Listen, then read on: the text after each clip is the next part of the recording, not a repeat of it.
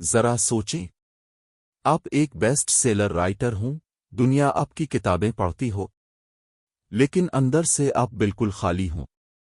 پھر سوچیں، آپ ایک ایسی کتاب کھولیں جس پر آپ کبھی ایمان نہیں رکھتے تھے، اور آپ کو احساس ہو کہ یہ کتاب آپ کو پڑھ رہی ہے۔ یہ ایک سویڈن کے عیسائی مصنف کی سچی کہانی ہے جس کی زندگی ایک پراسرار رات کے بعد بدل گئی۔ اندھیرے میں ایک سرگوشی، ایک اجنبی کی بات، اور ایک سفر جس نے اسے سیدھا اسلام تک پہنچا دیا۔ وہ سویڈش مصنف جسے برف میں اللہ مل گیا۔ الیاس نوربیرگ ہمیشہ یہ مانتا تھا کہ کہانیاں سچائی کے سب سے قریب ہوتی ہیں، چاہے وہ گھڑی ہوئی ہوں، چاہے وہ یادوں، احساسات اور دکھ سے بنی ہوں۔ اسی لیے یہ عجیب تھا کہ وہ کہانی جس نے اس کی زندگی بدل دی، اس رات شروع ہوئی جب وہ لکھ نہیں رہا تھا بلکہ بھاگ رہا تھا ڈیڈ لائنز سے، تنہائی سے، اس ایمان سے جو اسے وراثت میں تو ملا تھا مگر کبھی سمجھ نہ آیا، اسٹاک ہوم کے اس خاموش فلیٹ سے جہاں ایک ادھورا مسودہ اس کی طرف ایسے دیکھ رہا تھا جیسے کوئی چھوڑا ہوا بچہ، اور جب سردیوں کی ہوا بالٹک سمندر کے اوپر سے چلتی ہوئی اس کے چہرے پر پڑی تو وہ کوٹ سختی سے لپیٹ کر گھاٹ پر چل رہا تھا، سوچ رہا تھا کہ کیوں وہ خلا جو برسوں سے اس کے اندر تھا نہ کامیابی سے بھرتا ہے نہ تال سے، اور آسمان ایک خالی صفحے جتنا سفید تھا، گویا اس پر کچھ لکھے جانے کا انتظار ہو۔ اور کئی برس بعد اس نے آسمان کی طرف دیکھ کر سرگوشی کی، اے خدا، اگر تو ہے تو مجھے دکھا دے، مگر جواب کی امید نہیں تھی۔ مگر جب دل بے قرار ہو جائے تو دنیا عجیب طریقوں سے جواب دیتی ہے، اور اسی رات ایک غیر معمولی بات ہوئی۔ ایک درمیانی عمر کا شخص نرم مسکراہٹ کے ساتھ آیا، ہاتھ میں تھرمس تھا، اور کہنے لگا، تم سرد لگ رہے ہو، اور اس نے بغیر کسی غرض کے گرم چائے پیش کی، اور الیاس نے قبول کر لی کیونکہ سرد موسم میں مہربانی زندگی جیسی لگتی ہے۔ اور اس آدمی نے اپنا نام یوسف بتایا، ایک سویڈش مسلمان جو پہلے مسیحی تھا اور پاس ہی کمیونٹی سینٹر میں کام کرتا تھا۔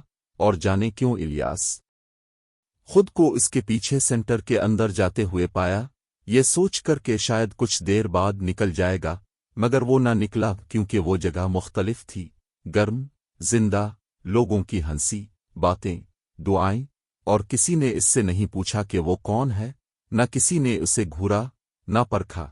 اس کے دل میں ایک عجیب سی سکون کی لہر اتر گئی، جیسے برسوں سے گمشدہ کوئی چیز واپس مل گئی ہو۔ یوسف نے پوچھا، تم کیا کرتے ہو؟ الیاس نے کہا، میں لکھاری ہوں، پیدائشی کیتھولک، اور ہمیشہ کی طرح الجھا ہوا۔ یوسف نے ہنس کر کہا، الجھاؤ کبھی کبھی وضاحت کا دروازہ ہوتا ہے، اور اسے دوبارہ آنے کی دعوت دی۔ اور برسوں بعد الیاس کو لگا کہ اسے کوئی دیکھ رہا ہے، کوئی سمجھ رہا ہے، کوئی احساس دلا رہا ہے کہ وہ انسان ہے۔ اور وہ اگلے دن بھی آیا، اس کے بعد بھی، اور جلد ہی سینٹر وہ جگہ بن گیا جہاں وہ سانس لے سکتا تھا، مسلمانوں کو نماز پڑھتے دیکھتا اور حیران ہوتا کہ یہ عمل شاعری جیسا کیوں لگتا ہے، سادہ، صاف، سچا، ان رسومات سے بالکل مختلف جنہیں وہ بچپن سے بغیر سمجھ کے ادا کرتا آ رہا تھا۔ ایک شام اس نے یوسف سے اعتراف کیا، مجھے ان لوگوں سے حسد ہوتا ہے جو سجدے میں سکون پاتے ہیں۔ یوسف نے جواب دیا، سکون بھاگنے سے نہیں، سرم تسلیم خم کرنے سے ملتا ہے، الیاس۔ اور یہ جملے دیر تک اس کے دل میں گونجتے رہے۔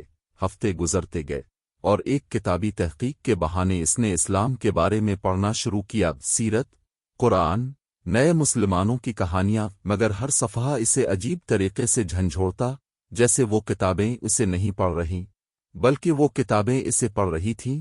اس کی سوچ بدل رہی تھی، اور اسے اندازہ ہوا کہ جس خدا پر وہ ہمیشہ سے یقین کرتا تھا وہ اس خدا سے بہت مختلف تھا جسے وہ اب جان رہا تھا۔ ایک خدا، واحد، بے شریک، واضح، صاف، بغیر تضاد کے۔ اور ایک رات جب اس نے سورہ مریم پڑھی، حضرت عیسی کی کہانی، وہی کہانی جو وہ برسوں سے سنتا آیا تھا مگر کبھی دل کو نہیں لگی تھی، مگر یہاں وہ ایسی پاکیزگی سے بیان ہوئی تھی کہ اس کی آنکھوں سے آنسو بہہ نکلے، اور وہ سرگوشی کر اٹھا، یہ ٹھیک لگتا ہے۔ اور اس رات نیند نہیں آئی، کیونکہ اس کے دل میں وہ آیت گونجتی رہی کہ تیرا رب کہتا ہے، یہ میرے لیے آسان ہے۔ اور اسے احساس ہوا کہ اس نے پوری زندگی خدا کو مشکل بنا دیا، مگر خدا تو ہمیشہ سادہ تھا، ہمیشہ ایک، ہمیشہ انتظار میں، لیکن حقیقت جھٹکوں کے بغیر نہیں آتی۔ اس کے خواب بدلنے لگے، روشن، شدید، جیسے کوئی نام لے کر اسے پکار رہا ہو۔ ایک رات اس نے خواب میں خود کو صحرا میں کھڑے دیکھا، ستاروں بھرا آسمان اوپر تھا، اور ایک آواز نے کہا، سچ لکھو، اور وہ الفاظ جاگنے کے بعد بھی اس کے اندر جلتے رہے۔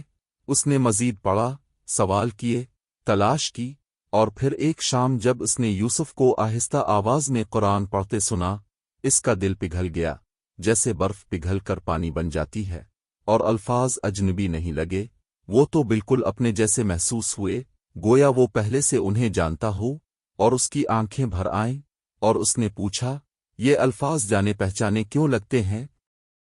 یوسف مسکرایا اور بولا، سچ پہلے دل میں اترتا ہے، دماغ میں نہیں، اور وہ لمحہ فیصلہ کن ثابت ہوا۔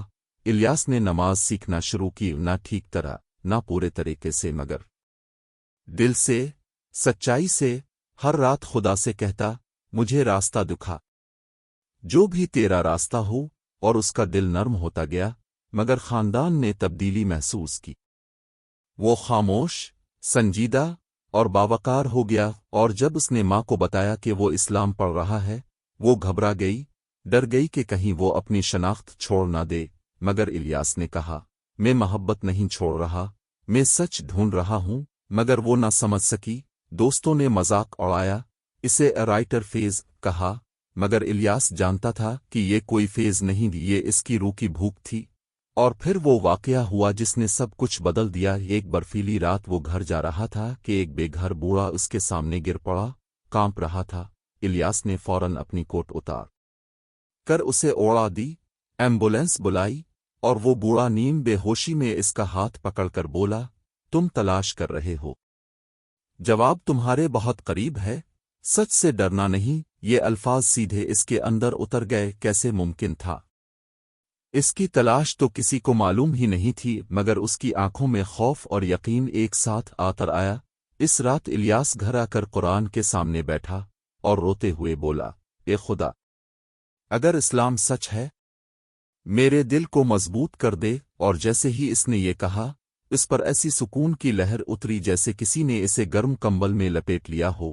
اسی لمحے اس نے پہلی بار سجدہ کیا، سچا، خالص، عاجزانہ، اور اسے لگا کہ وہ اپنی منزل پا چکا ہے۔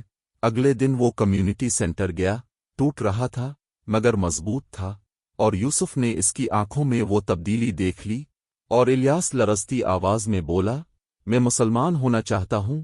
اور جب اس نے شہادت دہرائی، میں گواہی دیتا ہوں کہ اللہ کے سوا کوئی خدا نہیں، اور محمد اللہ کے رسول، تو اس کی زندگی کی الجھنیں کسی بوجھ کی طرح گر گئیں، اور پہلی بار اسے لگا کہ اس نے حقیقت کو چھو لیا ہے۔ ہفتے مہینوں میں بدل گئے، اس کی نماز، روزے، سیکھنا، سمجھنا، سب نے اسے مضبوط کیا۔ اسلام نے اس کی پہچان نہیں چھینی، بلکہ اسے اصل مقصد دیا، اصل روح دی، اور اس نے اپنا ناول دوبارہ لکھنا شروع کیا۔ اس بار یہ کہانی نہیں، اس کی زندگی تھی۔